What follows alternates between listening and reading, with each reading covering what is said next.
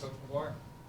First and foremost, what was the initial reaction this morning, a few hours ago? Pretty incredible. You know, we felt like we were going to get the bye, but we really wanted the bye. Like that was a driving force for the week of talking about one, getting some guys healthy, and one of my favorite things. Lee Hunter and I were walking down the hallway, and he said, "Coach, I heard we could possibly get Christmas off." And I said, "Yeah, we'll figure out the time and everything where y'all can go home, but you're going to get Christmas off." And he said, "So I'm going to get to see my daughter." And I said, "Yeah." And he goes, "You shouldn't have told me that, Coach. They're in trouble." And it was really like he was really serious. I thought he was joking. He goes, "I can play even harder, Coach." And so I was like, "Okay, well, I think somebody might have reminded him before the game, they're trying to keep you away from your daughter on Christmas." So it was good. It was great this morning to get that bye. So, funny enough, last year every single team that earned the bye lost in that first round. So I'm curious, what did you maybe learn? I don't know if you necessarily could figure out what mistakes maybe they made in that preparation. Basically, how do you not repeat history this go around? Yeah, it's going to be tough because this is really not, Cole said it, this is really not natural. We've talked about it before that I think we ought to be playing the playoffs every 7 days and stuff like that. And so, what we can't do, though, is we've got to take advantage of it. So this week we're going to lift and run, so they won't put the pads on. And if we did put the pads on, we're kind of missing the point of the bye. We've got a chance to get some guys healthier. We came out of the game really healthy. I mean, if we had to play Saturday, everybody that played last night would play on Saturday. So we've got to do a really good job of when we practice, the intensity of practice. I think one of the big things, though, is we're a really old team. We've got a lot of vets, and they are very serious about winning, in a few weeks and trying to, make a run at this thing. I mean, our deal all year long is why not us? And so we're going to find out real quick, why not us? And how do you prepare for two opponents? Because you don't know yet, right? And does Oregon, currently being a 3-touchdown favorite, maybe alter any of that specific preparation? Yeah, honestly, it's tough to see some of the teams that, should be in the playoffs that aren't in the playoffs. And, I have all the respect in the world for, any of the group of 5 teams and everything. But it's going to take a lot to beat Oregon at Oregon. So our prep will start right now on Oregon as a whole staff, and then we'll have some of our student coaches and our GAs and QCs, be doing some work on JMU. But, I mean, the reality, it's going to be really tough. And JMU is a really good team, and their head coach is an absolute stud. The other thing that comes into effect, too, he's trying to get ready for Oregon, and he's going to UCLA. I mean, I can't imagine that, trying to do both jobs at the same time, because the portal opens up on January 2nd. So if he's not getting ready for, his job at UCLA, then, he's going to miss a mark there. So it'd be interesting. Coach, you talked about the why not us. I see out there that you got another opening on the trophy case area over there. Just from your perspective, looking at this bracket, how do you feel it shook out, and how do you feel about where you're at? Yeah, we were really happy.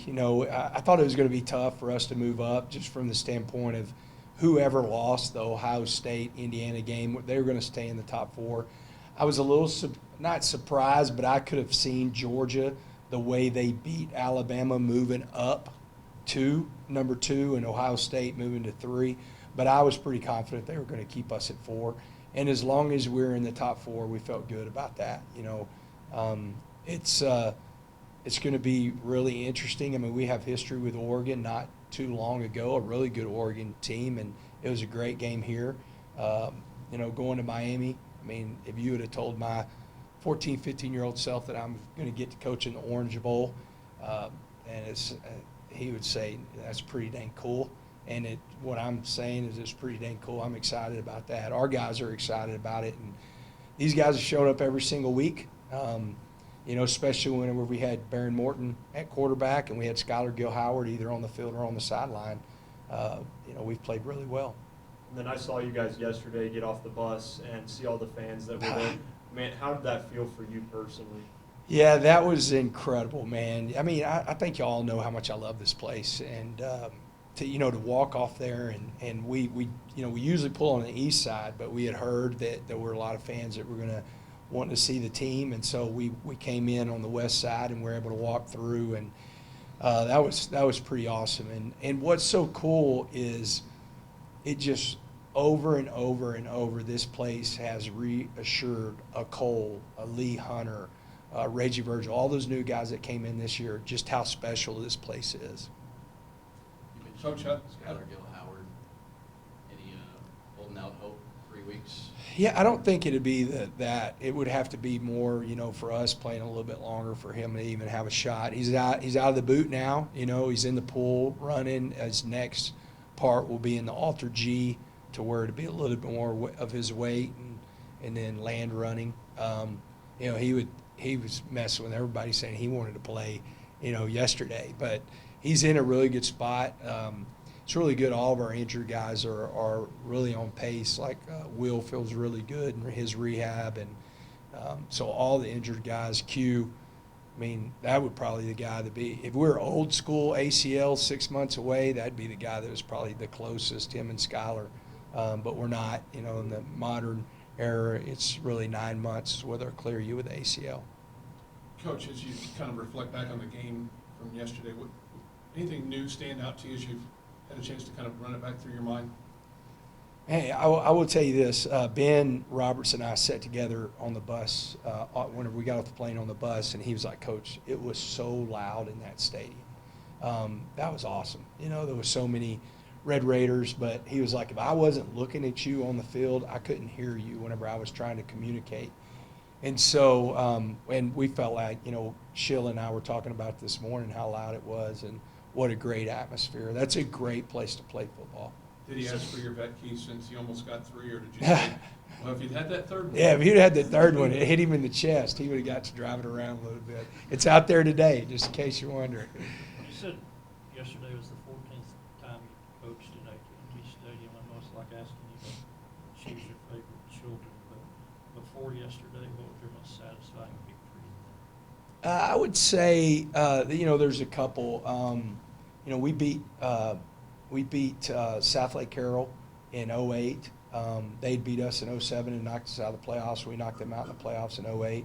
That was a big one. But, really 2013, whenever we were able to beat Katy to win that second state championship was probably the biggest one. But, not taking away from anybody that I've coached or played, but yesterday was by far the coolest experience and the most fun as far as a win comes, and we're going to try to go make some more memories. You mentioned the Orange Bowl. Do you have a favorite Orange Bowl memory? Going back, I mean, you think about like I want to stay in, and again, I hope this was the Orange Bowl. I'll screw it up, but like Penn State, Oklahoma. But that's just like you go back to that stadium and just the iconic games that they've had in that stadium. I think Arkansas got beat there. They had a couple guys get hurt there one year in the Orange Bowl. But, man, just you sit there and you say, hey, Texas Tech in the Orange Bowl, and, hey, Joey McGuire, you get to coach in the Orange Bowl. That's, pretty surreal. Speaking of, it's been an emotional 24 hours. Has there been a point, and even at all this season, where you kind of had to, sit there and maybe do a little, pinch me moment, be like, how is this real right now? Yeah, really, and I've had a couple of those moments in my career. I was really lucky, but, whenever you get to where the clock's counting down and you've won the game, there was some moments yesterday on the sideline of, a couple really cool moments with Cody Campbell, a really cool moment with my dad. He's always on the sideline. He's usually in the end zones, but he started working his way down. The ESPN has shown a pretty cool moment. I was wiping away a tear, and if you look behind me, my dad's crying. So, we've had some of those moments. I remember in 2006 when we won it in the Alamo Dome. Right there at the end, it was kind of the same thing. He put his arms around me as we're going to win the game. That was cool. I'm not a big Gatorade guy unless you win a big game. There's not been like the state championships, I had Gatorade poured on me. Like when we won district championships, we expected to do that, so I didn't want the Gatorade bath. That was a pretty cool moment yesterday too. We'll go to Zoom real quick. We'll go to Brian Davis first, then Justin after that. Coach, you there? You got me? Yep, yes sir. Awesome. Congratulations. Congratulations on yesterday. Congratulations on today. No doubt about that. I wanted to ask you kind of a bigger picture question. With what happened with Notre Dame, Sark was obviously arguing Texas's case. What's your thought on scheduling now going forward, now that you're seeing how this is shaken out? You guys already have a good lineup for next year, but is it worth playing these big out-of-conference games right now if you're not going to get rewarded for that?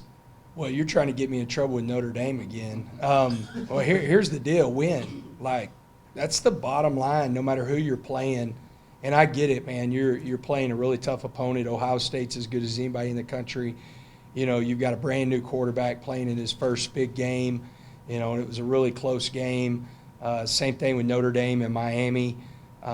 So you're either looking at changing the format. I mean, the tough thing is if you're talking about Texas, and I'm going to throw BYU in there. BYU lost 2 games against the number 4 team in the country, and so you got to almost have a criteria of if you're a G5 school. I don't want to rule them out, but you almost have to be like, hey, you're going to have to play so many Power 4 teams and win them, or you're going to have to go undefeated, to be in, because you can't argue that Alabama shouldn't be in, or maybe OU shouldn't be in, or something like that. You've got to argue, those two if you're going to put, a Notre Dame in, or a Texas or Vandy or BYU or any of those teams. And then I do think it's going to expand. I think it's good. I think we have to change the calendar to expand it, but I do think it's going to expand. But you also got to look at the criteria. Like this is where you're going to get me in trouble. But like if you're in a conference, you're probably at 10-2. You're probably in a conference game, and you have another game to play in order to make a case of being in the playoffs. I love John Gruden, and Kalani actually said it too. I love John Gruden's deal. Everybody that's on the bubble or in the mix should play a 13th game, and then you wouldn't have had any questions about who wouldn't have got in. If you're going to play a conference championship game, then let's play play-in games also. Because of what happened with BYU, do you want the Big 12 to keep the title game? I think it's important to have title games. I do. I think, but I think you have to start looking at, if you've got teams at home that aren't playing a game and they're ranked, how do they move up ahead of you if you lose your conference game? So there's a lot of questions out there. I will tell you, I'm going to be shocked that there's not a lot of changes, just from the standpoint of having Tulane and JMU in, and having some of those guys sitting home.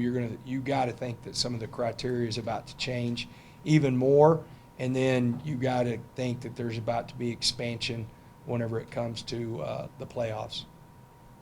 And one more real quick, just,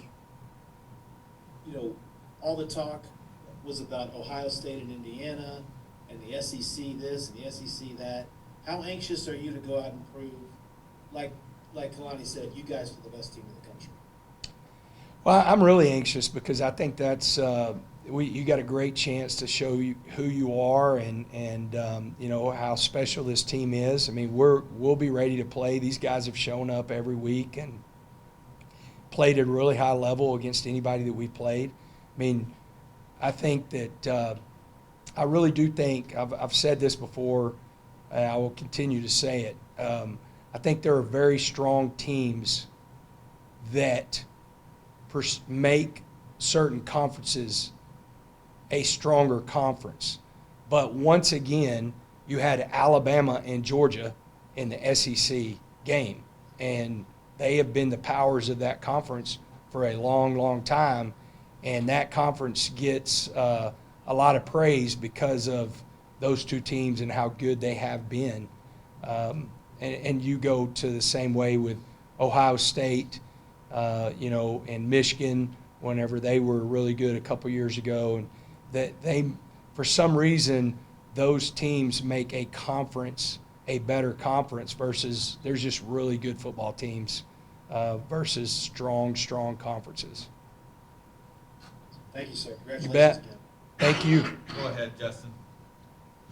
Hey, Coach, you guys were, pretty open start of the year about leaving that spot open for the Big 12 championship trophy. You mentioned that scene coming back yesterday. Who got to put the trophy in that spot, or were you around when that happened? What was that little moment like? No, Huff puts it in. Huff's the guy. Now the trophy did fly back. Debbie stayed in Dallas because she did Christmas with her family there after the game, and so the trophy actually was strapped in her seat. And so we sent a picture of the trophy sitting in her seat, and she might have had to move if she would have flown back because that trophy was going to be really close to me. Thanks, Coach. Anything else in here? I have one more. What's your thought on the conference fining Kansas State and Iowa State $500,000 today for opting out of the bowl game? Yeah, it's really tough, man. I mean, you're losing both your coaches. I know that it was a team vote in K-State. I haven't heard anything. When we walked in, I saw the fine. It's tough, man. I just hate it for everybody involved, the players involved. Man, you play all year long to try to, that's like the reward of all the hard work that you have. And so I know there's a lot of seniors on both teams that I think would probably be extremely disappointed that they're not playing in the game. And so I don't know what's going to come of it, but I hate it for those seniors at K-State and Iowa State. All right. Thanks, Coach. All righty. Thank y'all. Good seeing y'all.